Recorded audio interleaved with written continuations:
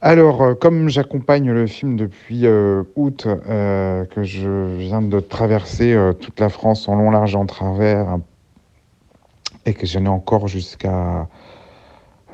jusqu'à la sortie, même un peu après, j'ai l'impression de vivre dans un monde parallèle qui mélange deux sentiments. L'euphorie de, voilà, de pouvoir porter, de vivre complètement avec ce film, de rencontrer les spectateurs, et donc le vivre jour par jour, parce qu'un film, une fois qu'il est sorti, il est distribué un peu partout en France et on ne vit plus à chaque projection. Donc ça, c'est très agréable. J'avais été très frustré de ça sur le premier long métrage Diane à les épaules en 2017, qui avait une petite tournée. Et celle-là, il y a plus de 60 dates que j'aurais fait. Donc j'ai vraiment eu la sensation d'avoir pu rencontrer le public, et pour moi, ça, c'était très important. Et je sais que quand le film va sortir, ça sera une autre étape. Et voilà.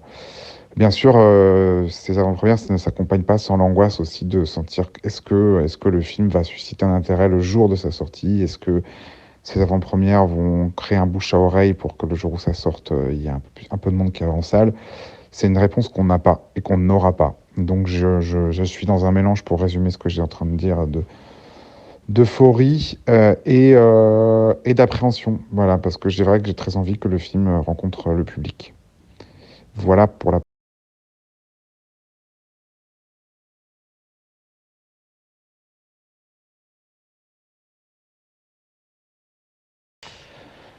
Donc enfin, ça rejoint un tout petit peu celle que je disais avant, mais les prix, ça rassure. Les prix, ça fait surtout extrêmement plaisir. Ça met aussi un éclairage pour le film. Je l'ai senti très fortement sur La Vraie Famille, entre les prix Angoulême et de Valenciennes. Il y en a eu quelques autres depuis, Festival de Royan. Là, je reviens de Belgique où j'ai eu un prix du public aussi. Mélanie a eu un prix d'interprétation au Festival de Namur. Donc voilà, on a senti cette réception comme ça, cette réception du film. Mais une fois de plus, je pense qu'on pourrait faire une liste longue de films qui ont eu des prix en festival et où à la fin, finalement, le public n'a pas suivi.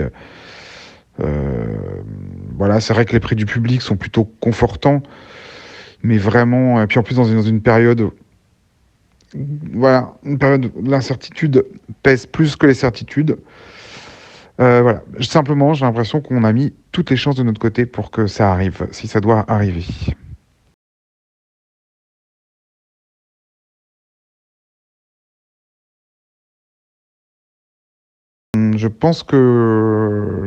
Bon, déjà, j'ai pas écrit pour les comédiens, donc j'avais personne en tête quand j'ai écrit, justement parce que c'était si lié comme ça, dans ma première impulsion d'écriture à mes souvenirs, que ça m'a été dur de mettre d'autres visages que ceux que je connaissais et que auxquels je pouvais associer les personnages que j'étais en train de développer. Ça, c'est un premier point. Ma deuxième étape est au fond, de chercher des comédiens pour incarner des personnages comme ça, c'est surtout un moment qui permet de se détacher aussi de son histoire. Donc à la fois, c'est peut-être pour ça qu'au final on y arrive, parce que je pense que c'est plutôt la surprise entre l'idée qu'on se fait d'un personnage et d'un coup la rencontre avec un comédien, qu'il soit non professionnel comme les enfants que j'ai rencontrés ou Mélanie, et on a ce sentiment d'évidence, l'évidence que ce soit eux qui le fassent, c'est dur à décrire, mais disons que c'est la rencontre entre le fantasme qu'on avait et la surprise de la personnalité qu'on a en face de soi, et qu'on a envie d'un peu de faire le pari que, tiens, peut-être que j'avais pas envisagé ça tout à fait, peut-être que c'est dur à expliquer, parce que si à la fois on envisage, mais c'est comme si les choix qui ont été faits, c'était plutôt des choix qui m'ont rassuré sur l'idée que j'allais pas être complètement collé à mon histoire et que ça allait pouvoir s'ouvrir sur d'autres choses aussi. C'est un peu un mélange des deux, c'est-à-dire que il y a eu plusieurs comédiennes envisagées pour plein de raisons, à la fois finalement une réflexion et des questions de hasard. Ça ne s'est pas fait, donc c'est un heureux hasard que le projet a fini par arriver à Mélanie. Et quand j'ai rencontré Mélanie, j'ai eu ce sentiment d'évidence dont on parle là, de manière très forte, très très forte. Je ne pouvais plus imaginer qui que ce soit d'autre au bout de, je pense, allez, 5 minutes de discussion avec elle. Parce que voilà, il y a cette rencontre entre le fantasme du personnage, entre d'un coup ce qu'elle était elle devant moi, plus ce que je savais d'elle. C'est toutes ces données-là qui m'ont. Et puis Mélanie a reçu, j'ai l'impression, ce scénario de manière assez forte. Elle avait très envie de le faire. Son, son, Sa motivation, son envie profonde d'être Anna euh, était aussi extrêmement agréable à recevoir. Et pendant qu'elle me disait ça, moi, je le voyais pleinement, quoi. Donc c'est un mélange des deux. C'était une absolue évidence et en même temps un merveilleux hasard.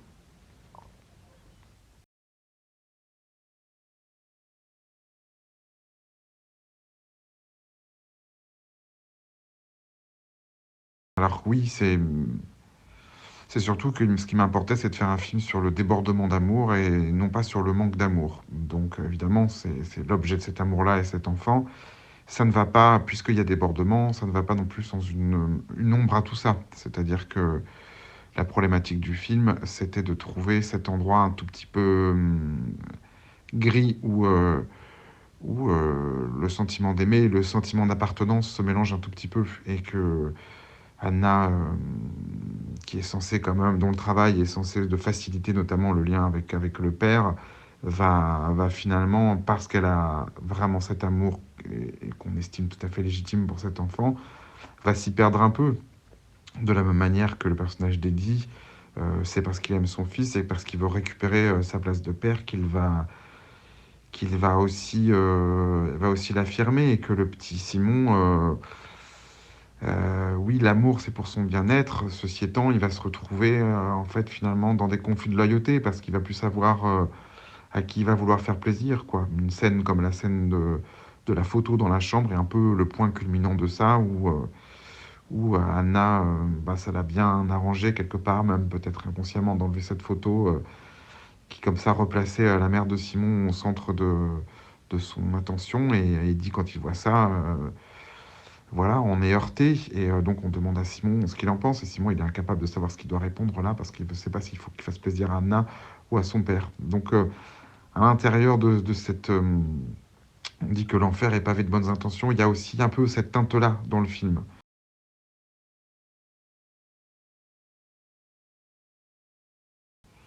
D'abord, c'est surtout pour pas tant une question de travail sur la psychologie, mais de moi me remettre à jour aussi sur ce que c'était aujourd'hui, parce que quand nous on a été famille d'accueil, c'était dans les années 80, le métier, la place, la manière dont c'est organisé a évolué, donc il fallait aussi que je comprenne comment c'était aujourd'hui.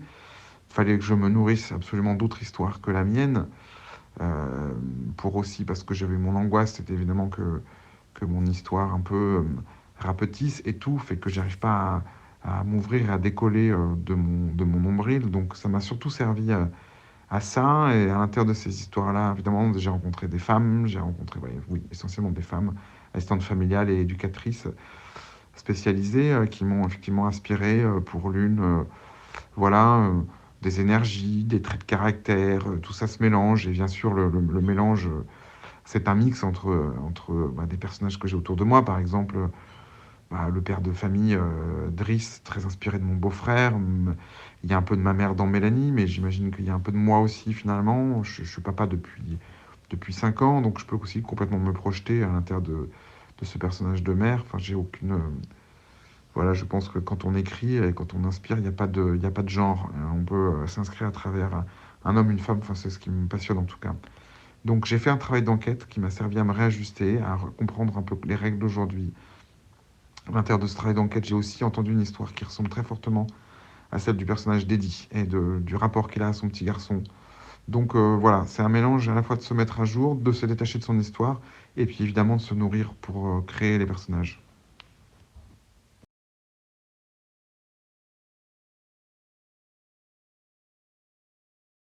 Famille soit une thérapie personnelle. Ça, c'est encore trop tôt pour complètement le savoir. Ce que je peux dire, c'est que c'était essentiel pour moi de travailler autour de cette histoire et elle est concomitante avec mon envie de devenir réalisateur, c'est-à-dire que c'est sur ce terrain-là que je suis allé chercher.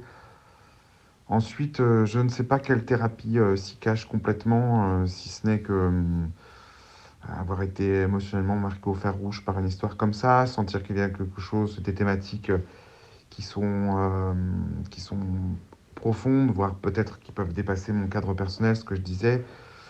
Voilà, bon là je dis des choses un tout petit peu bateau. Ce que je peux dire, c'est que peut-être en fait, ce que je découvre et ce que je commence peut-être à comprendre, c'est que je crois que le film me permet aussi de réinventer la vie. Je pense très profondément que le cinéma c'est mieux que la vie.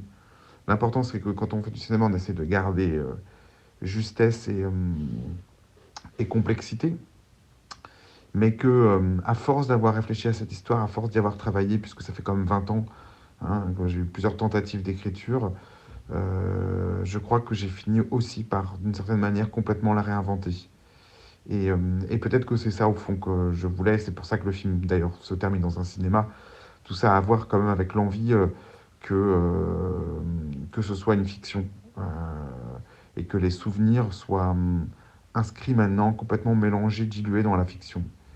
Euh, la raison du pourquoi est peut-être trop psychanalytique pour ça, mais je pense que voilà, que ça c'est vraiment une part peut-être essentielle de cette affaire et que il y a peut-être aussi à l'intérieur de ça le fait que c'est tellement loin dans mon histoire, c'est-à-dire que ça appartient vraiment tellement à mon enfance, maintenant j'en ai 46 ans.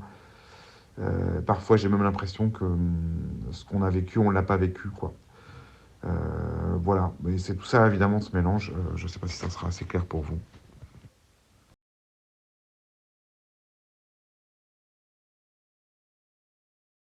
Bah, elles ont été en deux temps. D'abord, ça a été un tout petit peu violent, douloureux. C'est un peu comme si j'ai jamais piégé ma famille sur le fait que j'allais faire un film là-dessus.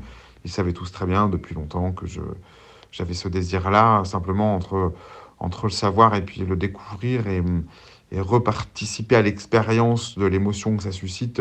La première vision qui a été organisée, voilà, on avait organisé une sorte de petit temps de visionnage pour ma famille, pour les enfants qui jouent dans le film et leurs parents. Voilà, a suscité énormément d'émotions pour ma mère, pour mon frère.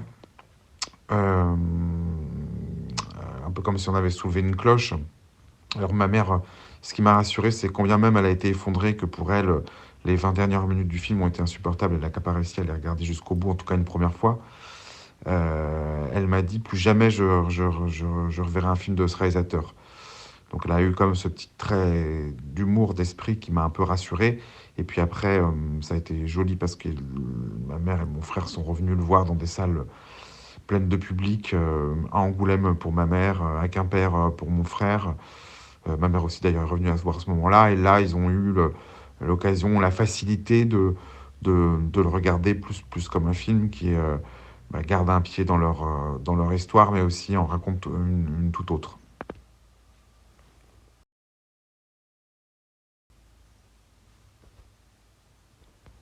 Pourquoi aller voir la vraie famille au cinéma et pas un autre? Alors là, je suis vraiment la plus mauvaise personne pour répondre à cette question. Ça m'est impossible. Par humilité, je ne pourrais y répondre. J'ai, à part dire que j'ai très très envie de partager ce film, que, que c'est un film qui me rend plutôt heureux dans son exécution. Voilà, c'est pour ça que c'est très compliqué de vanter soi-même par rapport aux autres. Voilà, je compte plutôt sur les gens qui l'ont apprécié pour le faire.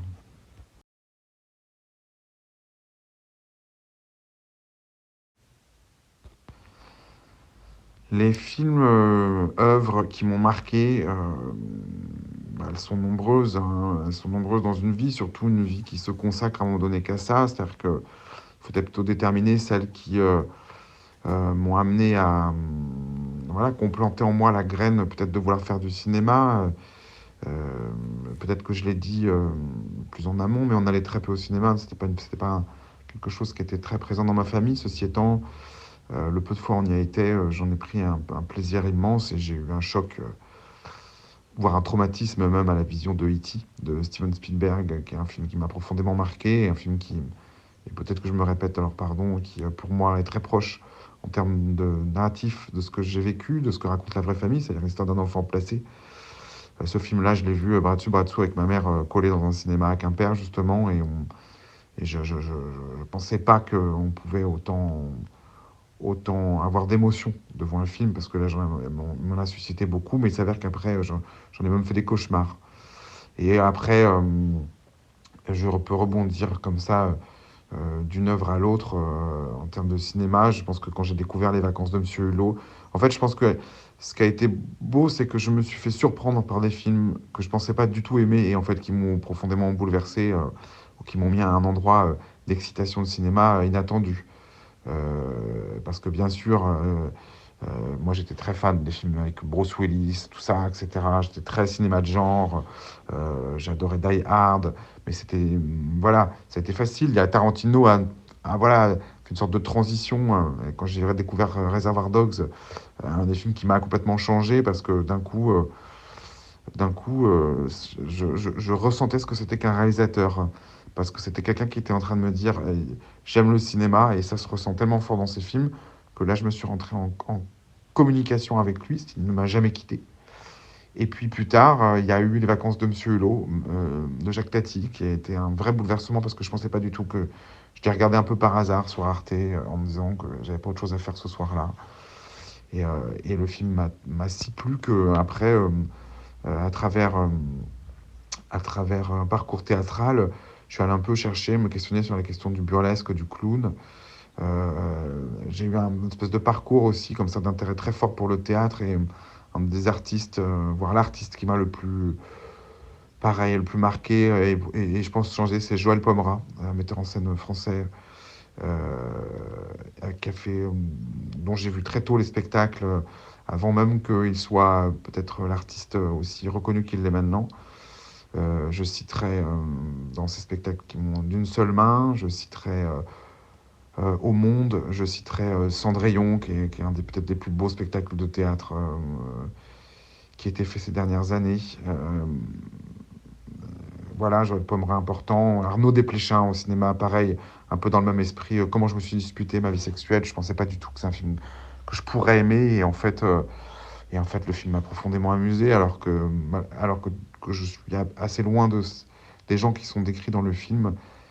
Finalement, leurs préoccupations, leurs histoires d'amour, leur folie, leurs bêtises, leurs prétentions, bah, en fait, je pouvais les raccorder avec des choses aussi que je vivais, et j'ai adoré le sentiment qu'on suive comme ça une communauté. Je trouve qu'en termes narratifs, l'écriture du personnage, c'était très ambitieux, et surtout après, grâce à Desplechin, ça m'a donné accès à énormément de choses, parce que ayant aimé Desplechin, je me suis autorisé à aimer et à découvrir Truffaut, à découvrir un tas comme ça de cinéastes français, mais surtout, et je vais peut-être terminer par lui, en littérature,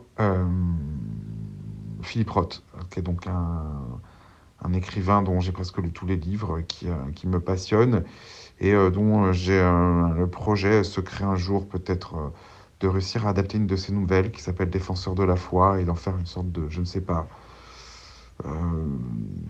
comédie musicale sur la question, sur une question identitaire très forte. Voilà.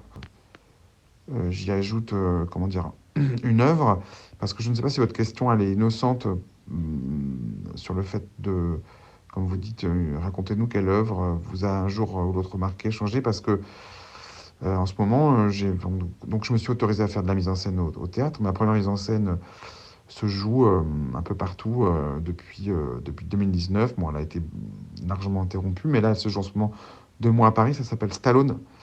C'est avec Clotilde M, l'actrice principale de mon premier long métrage, et Pascal Sangla. Et ça raconte comment une œuvre peut changer une vie à travers justement une nouvelle d'Emmanuel Bernheim. Donc pareil, une auteure pareil, qui a été un petit choc pour moi. Et elle a écrit cette nouvelle qui s'appelle Stallone, qui raconte l'histoire de cette femme qui a un choc, une sorte de syndrome de Stendhal face à Rocky III qu'elle va voir au cinéma. Et elle décide, après la vision de ce film, de reprendre sa vie en main, d'arrêter son boulot de secrétaire médicale, de reprendre ses études de médecine. Elle n'avait avoir de cesse que de courir après son bonheur. Et bon, ce bonheur n'ira pas sans un prix à payer aussi. Je ne vous en dis rien si jamais vous voyez le spectacle, mais c'est une aventure très très heureuse et qui justement questionne, se questionne exactement ça. Est-ce qu'une œuvre peut changer votre vie? Sur cette dernière précision, la pièce de théâtre, vous trouverez, il y a une forme de teaser, bande-annonce, ça s'appelle Stallone, ça se joue au Petit Saint-Martin, c'est avec Clotilde Helm, c'est tiré d'une nouvelle d'Emmanuel Bernheim, et je pense que sur Internet, il y a plein d'articles, ça a été assez soutenu par la presse pour voir de plus près aussi ce que ça peut être.